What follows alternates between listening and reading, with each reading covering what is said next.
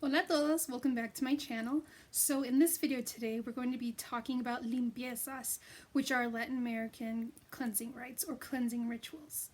So first and foremost, before you do any sort of limpieza, you need to have a plática.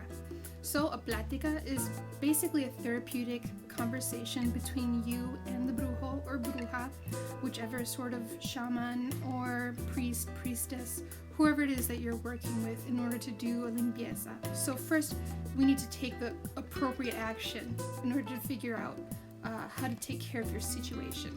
So this may not seem very glamorous. A lot of the times it's just mundane answers to whatever it is that you're working through.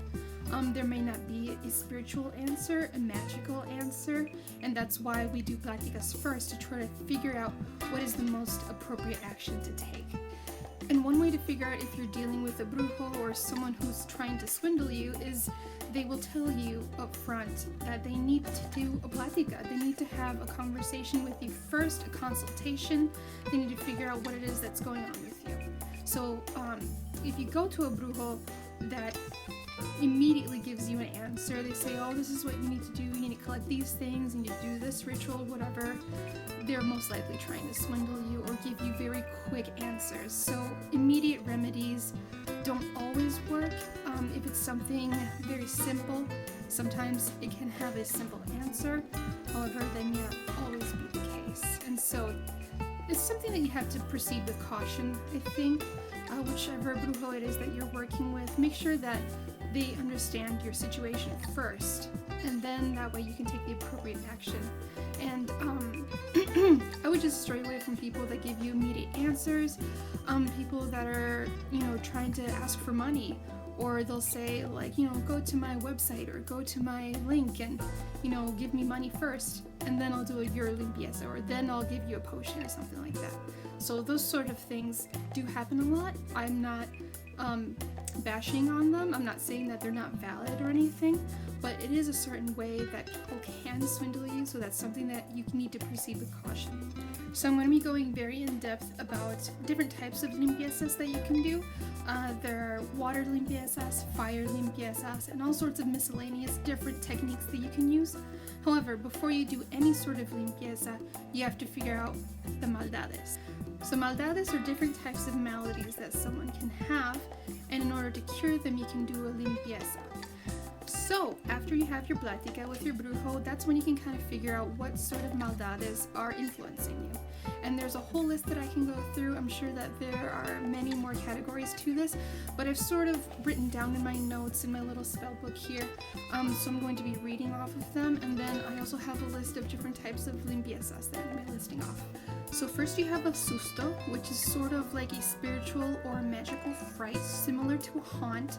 So it's sort of that feeling that you're being watched, or like a heavy aura over top of you, that you feel like you're not alone, that something is watching you, something is following you. Different symptoms to this may be related to panic attacks, anxiety, PTSD, or insomnia. Next, for the maldades, we have bilis and muina, which are sort of opposites. Bilis is a condition that inwardly directs rage and anger, so that sort of hatred of self that manifests in different sort of symptoms like vomiting, digestive problems, headaches, lack of concentration, obsession, and constant irritability or outbursts. Muina, on the other hand, is the opposite. It's outwardly directed rage and anger. So this can manifest itself in violent physicality, flushing, sweating, muscular sweating, cramps, things like that, loss of appetite or lightheadedness. Empacho is a digestive malady, so this can manifest itself in indigestion, nausea, diarrhea, loss of appetite, dehydration, or constipation. This is usually caused by an imbalance or sudden change in one's life or inner conflict with self. Next, we have mal aire. So many abuelas are very familiar with mal aire. So this is sort of like when you have chilly, cold, or like evil air. It's when you want to cover your head, cover your chest, to make sure you're not walking around barefoot, because in mal aire, it's gonna get you.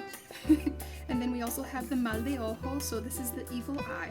A lot of cultures sort of have a different viewpoint of the evil eye or mal de ojo. From my understanding in my culture, picture, it's sort of like the envious eye. People who are very envious of you, specifically around children. So that's why we'll have azebache manos or maleojo charms that little children would carry around with them. But it's not just limited to children. You can also wear them as necklaces yourself or different sorts of talismans. Maleojo is sort of like bad luck, like someone is trying to direct their negative energy to you as a form of bad luck.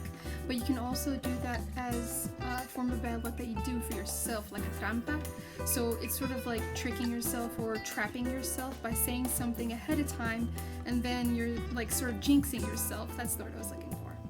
Which leads into the next one, which is mala suerte, which can be caused by jinxes like that, but also by bad luck that can be caused through karma, justice, sins that you've done, or just being in the wrong place. So that can be another maldad. Next are hechizos, which is a very directed spell or hex put on a person by someone else trying to enact revenge on you. So someone is directly trying to hex you. And then as we progress worse, we get maldición, which is basically damnation or a curse to specifically destroy someone's life or damage their spirit, to curse someone by a susto of demons or evil spirits, and is a very serious haunt. And then worst and last on my list is posesión, so literal demon possession or possession by an evil spirit or entity, someone that is directly influencing you or haunting you. This can be in the form of literal demon possession.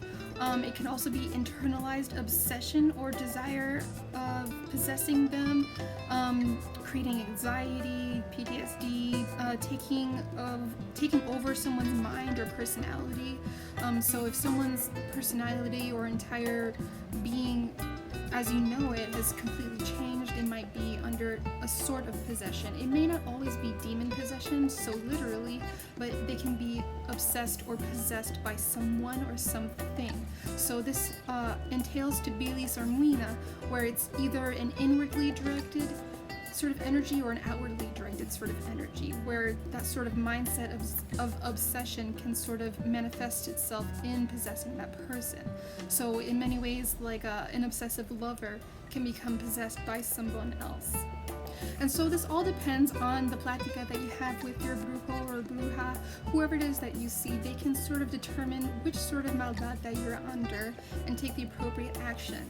You may not be under a maldad, it might be psychological, it might be something that requires more therapeutic actions. So it just really depends on what it is that you're going through. But these are the different sort of list of maldades, and then I'll go further into the different types of limpiezas. So, because this video is getting super long, I'm actually going to list the limpiezas in another video, so that way I can discuss them more further in depth without this video getting super long.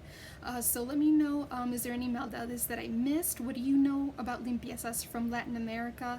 And is there anything that you would like me to discuss, or answers to any questions that you might have? So let me know in the comments. If you have any questions at all, I'll try my best to answer them for you. And as always, I have the links to my link tree in the description below, so you can follow me on other social media, like my TikTok, where I also do informative videos. Thanks for watching!